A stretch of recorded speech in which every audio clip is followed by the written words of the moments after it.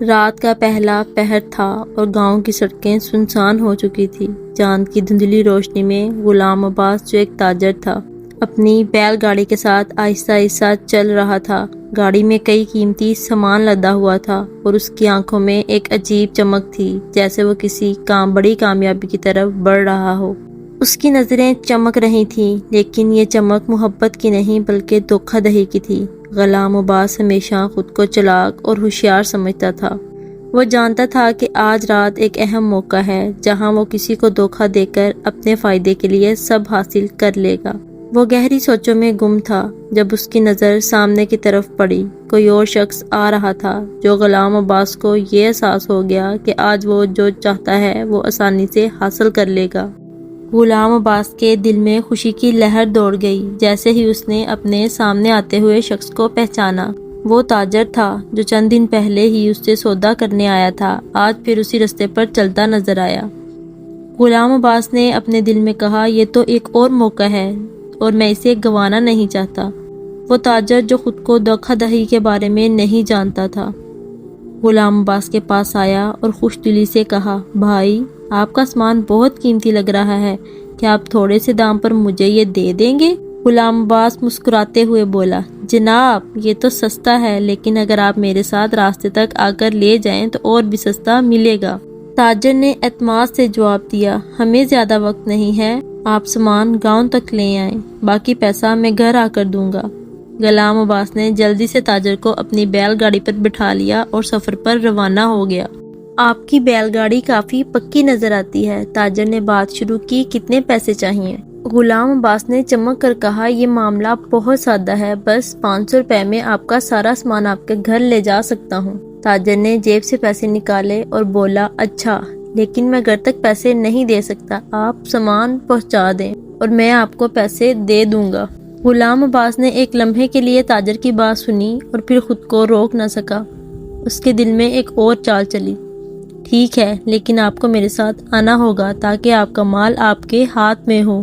راستے میں عباس نرم باتیں کرتا رہا، تاجر اس کے ہر لفظ پر یقین کرتا گیا۔ ہوا میں سردی تھی مگر گاڑی کے اندر عباس کے ارادے گرم تھے۔ گاؤں پہنچ کر عباس نے اچانک لہجہ بدلا، دیکھو بھائی، سامان تو تمہارا ہوا پر بیل گاڑی میری ہے، اس کا کرایہ الگ ہے۔ تاجر نے حیران ہو کر کہا، یہ کیسا کرایہ؟ تم نے کہا تھا پورا سامان 500 روپے میں۔ عباس مسکرایا، سامان ہاں مگر بیل گاڑی نہیں، تم صرف سودا خریدو، گاڑی کا کرایہ دو ورنہ سامان واپس۔ تاجر کو غصہ آیا، یہ دھوکہ ہے۔ عباس نے کندھے اچکا دیے، تو مت لو، مجھے فرق نہیں پڑتا، لیکن سودا اب تم نے طے کیا تھا۔ گاؤں کے چند لوگ آوازیں سن کر جمع ہو گئے۔ تاجر نے سب کے سامنے بات رکھی، لیکن عباس باتوں کا ماہر تھا۔ اس نے اپنے انداز میں بات کی کہ سب کو تاجر ہی قصوروار لگا۔ دھوکہ دیا اس نے مجھے، تاجر چلایا، میں نے سودا کیا تھا نہ کہ زبردستی، عباس نے جواب دیا۔ 500 روپے میں سامان کہاں تھا؟ سامان ہاں، گاڑی نہیں۔ تاجر کو لگا جیسے زمین اس کے پیروں تلے سے کھسک گئی ہو۔ عباس کی چال کامیاب ہو چکی تھی۔ تاجر نے کانپتے ہوئے کہا، تمہیں ایک دن تمہارا دھوکہ لے ڈوبے گا غلام عباس۔ لیکن غلام عباس صرف مسکرایا اور گاڑی کو واپس موڑتے ہوئے اندھیرے میں گم ہو گیا۔ اسی رات ایک سودا ہوا تھا، لیکن خریدار کوئی چیز نہیں، صرف ایک سبق لے کر گیا تھا۔ 3 دن گزر چکے تھے، لیکن تاجر کی بے بسی اور شرمندگی اب بھی پورے گاؤں میں گونج رہی تھی۔ ہر دروازے کے پیچھے لوگ باتیں کر رہے تھے، غلام عباس نے پھر کسی کو بیوقوف بنا دیا۔ لیکن کسی نے یہ نہ سوچا کہ کبھی غلام عباس خود بھی کسی چال میں پھنس سکتا ہے۔ چوتھے دن شام کو گاؤں میں ایک اجنبی داخل ہوا، سادہ سے کپڑے پہنے، کندھے پر ایک تھیلا اور آنکھوں میں گہری خاموشی۔ وہ سیدھا تاجر کے دروازے پر گیا۔ میں نے سنا تمہیں غلام عباس نے دھوکہ دیا۔ تاجر نے حیران ہو کر کہا، آپ کون ہیں؟ میرا نام سچن ہے اور میں دھوکے بازوں کو وہ دکھ دیتا ہوں جو ان کی کہانیوں میں بھی نہ ہو۔ تاجر نے چون کر دروازہ کھولا۔ سچن نے تھیلا رکھا اور نکالی ایک خالی رسید جس پر صرف ایک سطر لکھی تھی، غلام عباس، تم نے جو بیچا وہ اب تمہارے خلاف گواہی دے گا۔ وہی رات تھی، چاند پھر دھند میں لپٹا ہوا اور غلام عباس بیل گاڑی لیے دوبارہ بازار جا رہا تھا، لیکن آج اس کی گاڑی ہلکی تھی، سامان کم تھا اور ذہن زیادہ بھرا ہوا۔ راستے میں اسے ایک سادہ کسان ملا جس نے کہا، جناب کچھ سودا چاہیے؟ کیا بیچ رہے ہیں؟ غلام عباس مسکرایا، سب کچھ ہے، لیکن دام تمہیں چکانے ہوگے۔ تو پھر سودا ہو گیا، مگر مجھے پہلے گاڑی کے نیچے رکھے صندوق کی تلاشی لینے دو۔ غلام عباس چونکا، صندوق؟ وہ تو بند ہے۔ بس وہی دیکھنا ہے، کسان نے کہا اور گاڑی کے نیچے سے کچھ نکالا۔ وہی رسید، وہی جملہ۔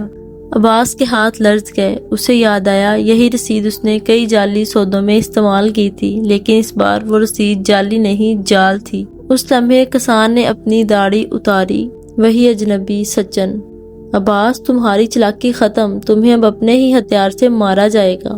پیچھے سے گاؤں کے 2 بزرگ اور تاجر آ گئے۔ ہم نے سب کچھ سنا اور دیکھا، اب تمہاری چال، ہر سودا پنچایت کے سامنے رکھا جائے گا۔ غلام عباس بولنے ہی والا تھا کہ بیل گاڑی کا پہیہ خود بخود ٹوٹ گیا، جیسے قدرت نے فیصلہ کر لیا ہو۔ اسی رات پہلی بار غلام عباس چپ تھا، نہ مسکراہٹ، نہ جملہ، صرف خاموشی، اور اس خاموشی میں گونجتی تھی اس کی ہار۔ دوستو، پھر دیکھا، چلاکی وقتی فتح دیتی ہے، لیکن سچائی وہ وار ہے جو پلٹ کر وار کرتا ہے، اور جب دھوکہ جڑ پکڑتا ہے تو انصاف اپنے پاؤں پر چل کر آتا ہے۔ ہمیں بھی چاہیے ہم اپنے بچوں کو دھوکہ نہیں سکھائیں بلکہ سچ سکھائیں، انہیں سچ کا سامنا کرنا سکھائیں۔